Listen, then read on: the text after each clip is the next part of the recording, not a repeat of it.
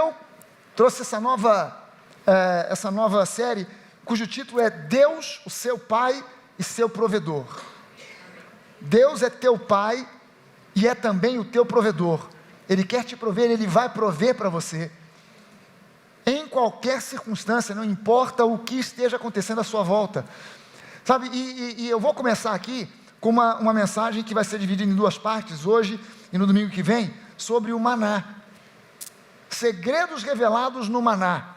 Alguns segredos da provisão de Deus que estão embutidos, revelados no maná. Eu preciso aqui, antes de começar a pregar, lembrar para você que nós somos gente da nova aliança. Amém?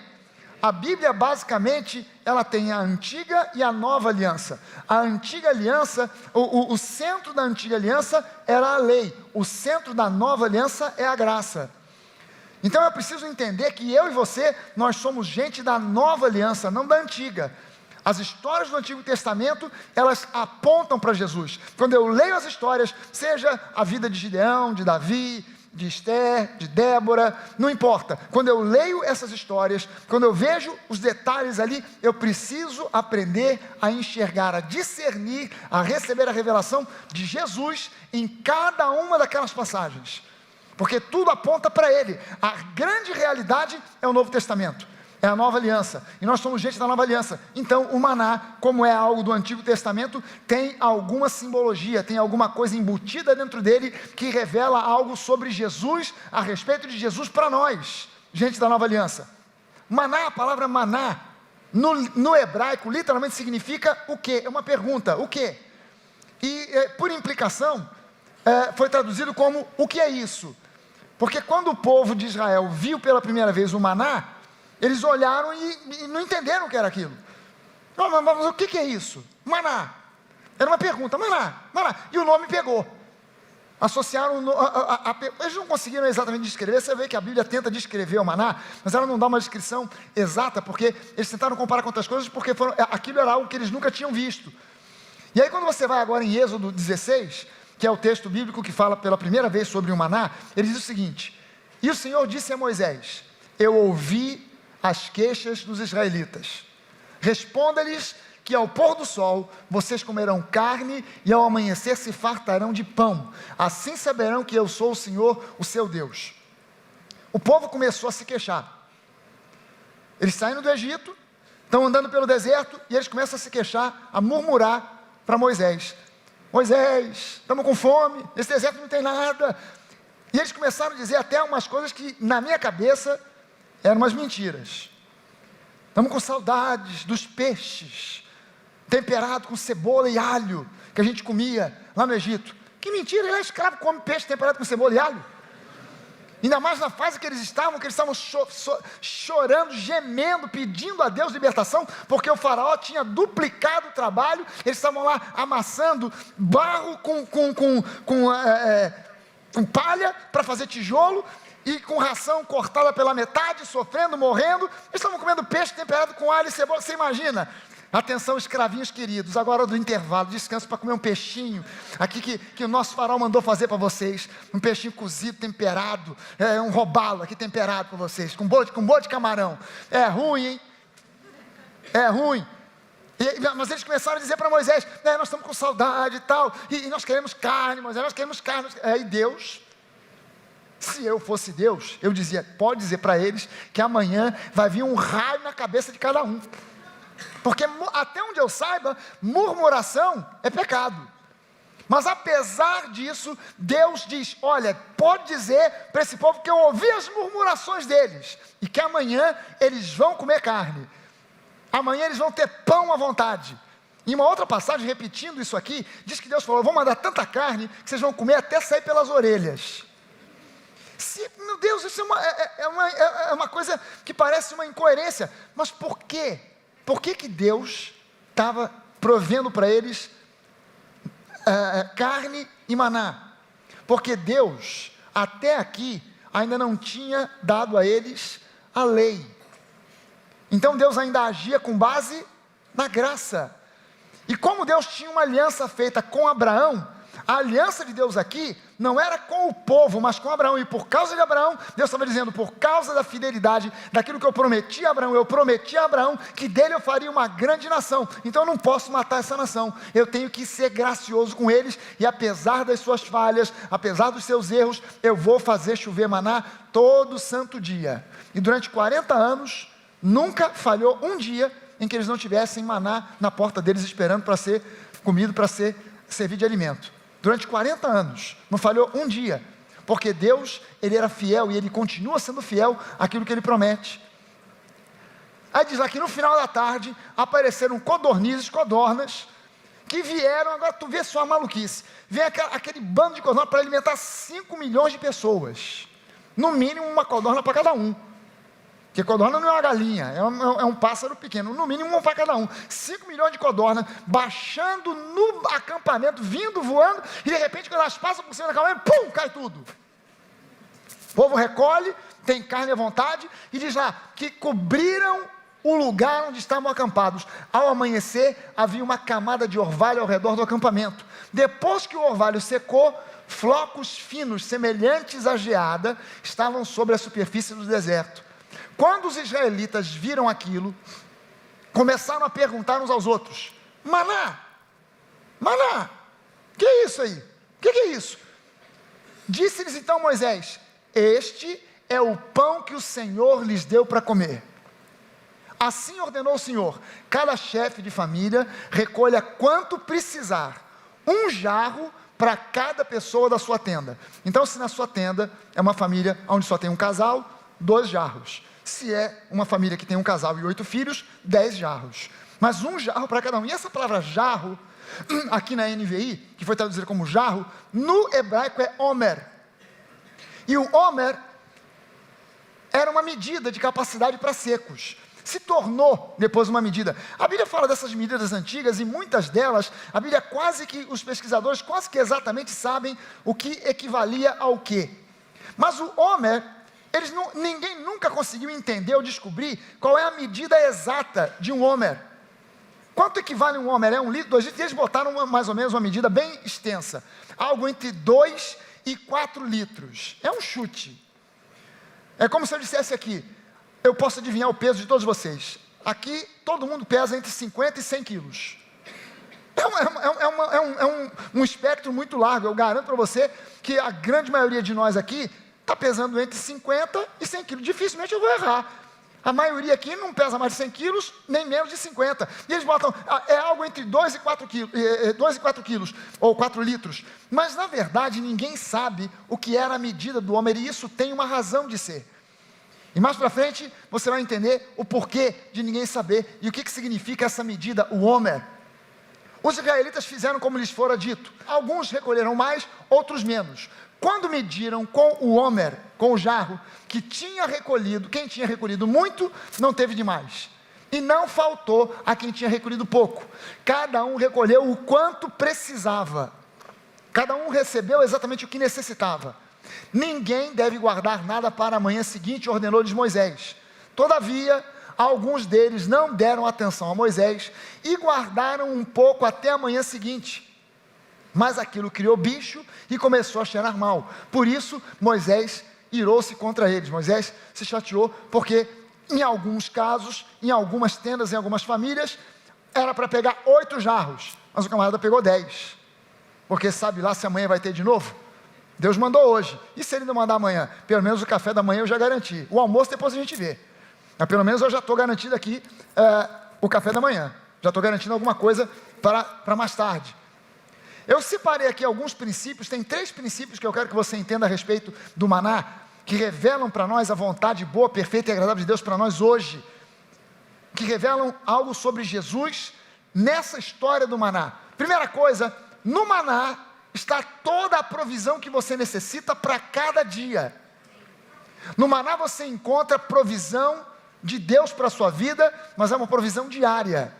É uma provisão que é dada a cada dia. O diabo, ele tem planos que ele traça diariamente contra você. São planos para te desanimar, para te desencorajar, para produzir dúvida, para no final das contas te destruir. A vontade do diabo não é vir hoje aqui e te esganar, acabar com você, arrasar com você. Não, ele nem pode te tocar. O que ele faz, na verdade, é lançar pensamentos, é fazer com que você foque nas circunstâncias, é fazer com que você fique focando nas notícias, nos problemas, e que você então, mediante esse foco errado, ao invés de focar em Jesus, na palavra você começa a focar nas circunstâncias, nos problemas, e aí de repente você começa a sentir desânimo, você começa a sentir desencorajamento, aquilo começa a produzir dúvida, medo, insegurança, ansiedade, a fé vai embora e aí vem a destruição. Esse é o plano paulatino do que o diabo vai fazendo, e ele traça esse plano, um plano para acontecer isso todo dia, todo santo dia. Ele traça um plano para que você se sinta desanimado, desencorajado, deprimido, para que você se sinta sem esperança, sem perspectiva. E você precisa da palavra, você precisa do maná de Deus todo santo dia, para que você não caia nessa armadilha do diabo. Amém, gente? Deus, a Bíblia diz que o não dorme, nem cochila, nem dormita o guarda de Israel. Quer dizer, Deus não dorme, nem cochila. Ele está olhando para você, vigiando a sua vida, mas Ele não está olhando, prestando atenção, e de repente... E quando ele dá aquela cochilada, já dormiu, vamos lá, e faz um estrago. E quando Deus acorda, a gente não pode nem dormir, esse diabo é danado, ele não pode dar uma cochilada, que ele já apronta uma. Deus nunca é pego de surpresa, amém? Não, ainda que o diabo consiga aprontar, Deus não é pego de surpresa, e o plano dele para você é maior, é melhor do que qualquer plano que o diabo possa traçar para trazer destruição para a sua vida. O que você não pode é se permitir cair nessa armadilha do desânimo, cair nessa armadilha do medo, do desencorajamento, da dúvida, que vai produzir falta de fé. Tudo que você necessita está contido no maná diário. Toda provisão, toda força, todo favor, toda graça que você precisa, está contido no maná que é dado a você diariamente. É dado a você diariamente. O maná, isso é que é importante de entender aqui. O maná não é provisão para o amanhã, o maná é provisão para o hoje. O maná, grave isso aqui, porque isso aqui é o eixo central dessa mensagem. O maná não é provisão para o amanhã, o maná é provisão para o hoje. Deus criou o homem para ser dependente dele. O ser humano é criado dependente. O ser humano nunca consiga, por mais que ele tente, por mais que ele almeje isso, ele nunca consegue ser independente. Ele sempre depende de alguma coisa. E quando essa alguma coisa não é Deus, dá ruim. E o ser humano, por ser extremamente dependente, ter sido criado para depender de Deus, quando ele passa a não depender de Deus, ele sempre vai depender de alguma outra coisa. Qual foi o grande pecado de Adão? O pecado de Adão não foi simplesmente comer o fruto da árvore proibida. O pecado de Adão foi comer visando se tornar independente de Deus. Foi isso que o diabo propôs a ele. Adão, pode comer desse fruto, porque no dia que você comer, você se tornará semelhante a Deus. De quem Deus depende? De ninguém. Você se tornará semelhante a Deus, você não vai depender mais de Deus, de ninguém. Você vai ser o dono do seu nariz. Aí ele foi lá e comeu. E essa é a herança maldita do ser humano. Essa vontade de ser independente até de Deus. Não, ninguém me segura, eu sou independente. Nem Deus. E quando você abre mão da dependência de Deus, que é bom, que é gracioso, que não te oprime, que não te espreme, que não te maltrata, que não te machuca, que não te ofende, você vai se tornar dependente de alguém ou alguma coisa que vai te ferir mais cedo ou mais tarde. Seja alguém ou alguma coisa. É líquido e certo. É assim que são criados os ídolos. A dependência de alguém ou de alguma coisa. Deus nos criou para sermos dependentes dEle. Mas eu preciso me lembrar da oração que Jesus fez. O pão nosso de cada dia nos dá hoje. Ele não disse o pão nosso de cada dia nos dá logo para a semana inteira. O homem quer esse tipo de coisa, né? Eu quero provisão para o mês inteiro de junho. Legal, se você acha que suprimento, se você tiver na mão o suprimento todo para o mês de junho, você vai te tranquilizar, eu garanto para você que quando chegar no dia 20, você começa a ficar ansioso de novo, porque está chegando no final do mês e você ainda não tem provisão para o mês de julho.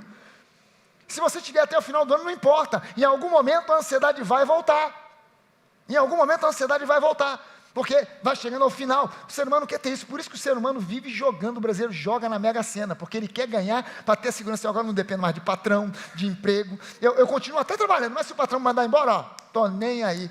Se aumentar a escola das crianças, dobrou para ter criança, porque o rico ri para fora assim, né? O pobre ri meio tímido. Não, o rico não. Dobrou o preço. Tem nem para, estou nem aí. Por quê? Porque eu tenho um backup que me garante.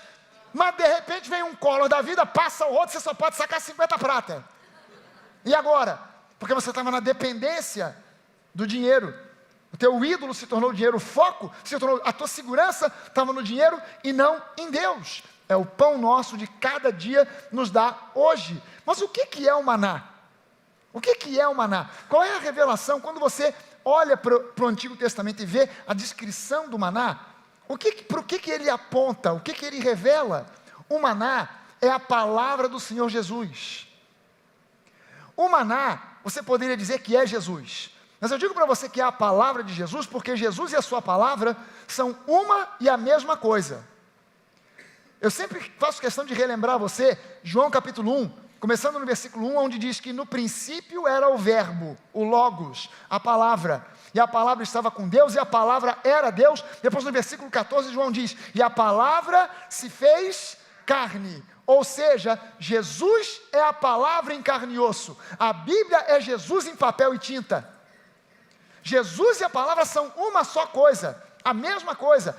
Então o maná é Jesus, mas mais especificamente, o maná é a palavra do Senhor Jesus, não é a palavra de Deus. A fé vem pelo ouvir, e o ouvir da pregação da palavra de Cristo.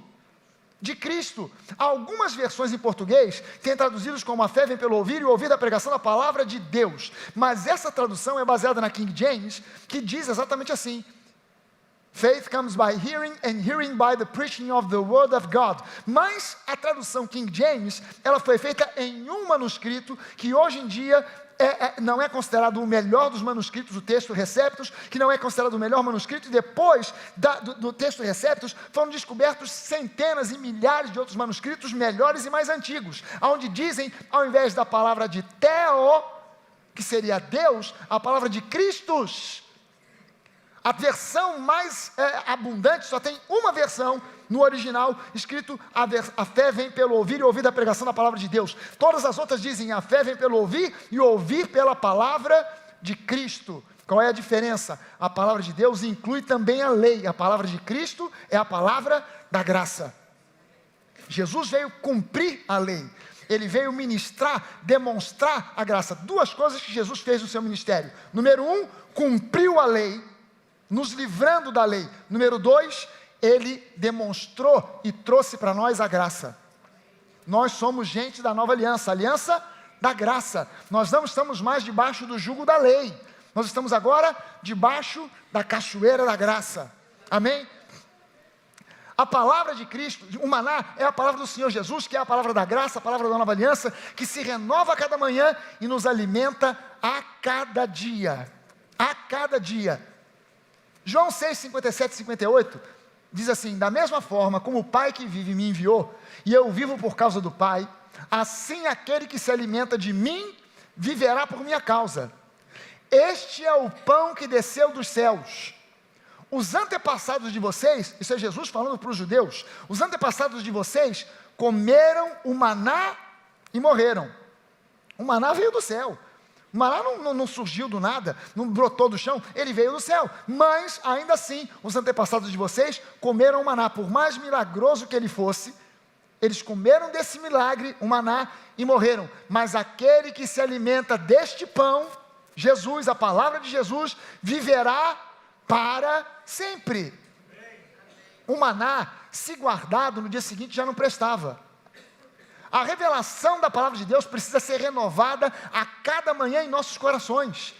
Ela precisa ser ingerida, digerida, ou seja, quando você lê a palavra, você está ingerindo a palavra. Quando você medita na palavra, você está digerindo a palavra que você ingeriu.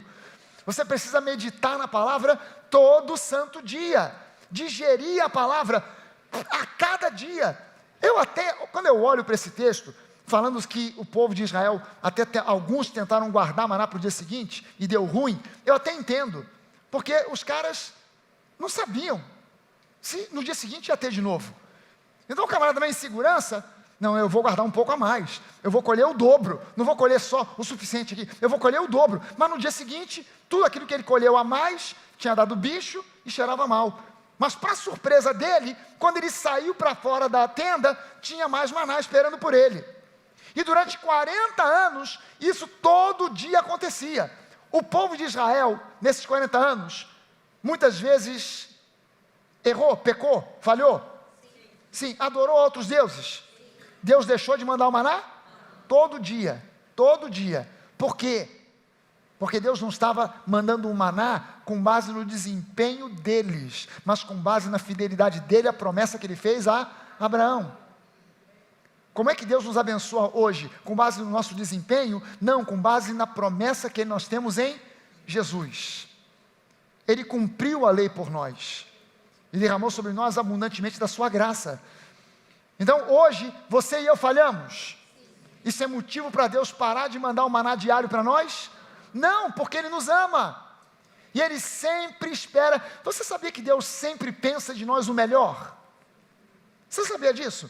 Deus sempre pensa de você o melhor. Deus nunca olha para você depois que você pecou, e Deus nunca olha para você no dia seguinte dizendo, estou de olho, de você eu já não espero grande coisa não, hein? Porque ontem mesmo tu já pisou na bola, vamos ver como é que você se comporta hoje. Lá, pisou de novo na bola, olha, eu já sabia, já estava esperando. Nunca, nunca, nunca, Deus sempre espera o melhor de você, sempre pensa o melhor de você, sempre, sempre.